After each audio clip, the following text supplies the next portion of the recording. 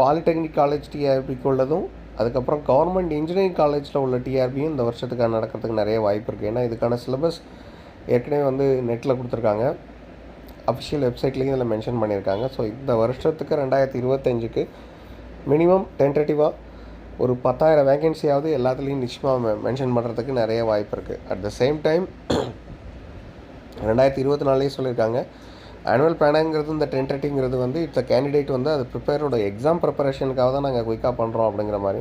இதில் அடிஷன் பண்ணுறது இல்லை டெடிஷன் பண்ணுறது, சம்டைம்ஸ் எக்ஸாமினேஷனை வந்து மென்ஷன் பண்ணுறது எல்லாமே நிபந்தனைக்கு உட்பட்டது, மாறுதலுக்கு உட்பட்டது. அதே மாதிரி அதோட மோட்டிஃபிகேஷன், அதில் ஆஃப்டர் எக்ஸாமினேஷன் இல்லை வந்து திடீர்னு கால்ஃபர் பண்ணதுக்கப்புறம் அதில் அடிஷ்னலாக சில வேகன்சி சேர்க்குறதும் முழு உரிமை உண்டு. இது வந்து ரெகுலராக டிஆர்பி வெப்சைட்லேயே நாங்கள் சொல்லுவோம் அப்படின்னு சொல்லியிருந்தாங்க. ஸோ 2025 ஒரு 10,000 வேகன்சியாவது அதிகமாக வர்றதுக்கு இந்த வாட்டி எதிர்பார்க்கலாம். ஸோ ஆஸ்பிரண்ட் எல்லாம்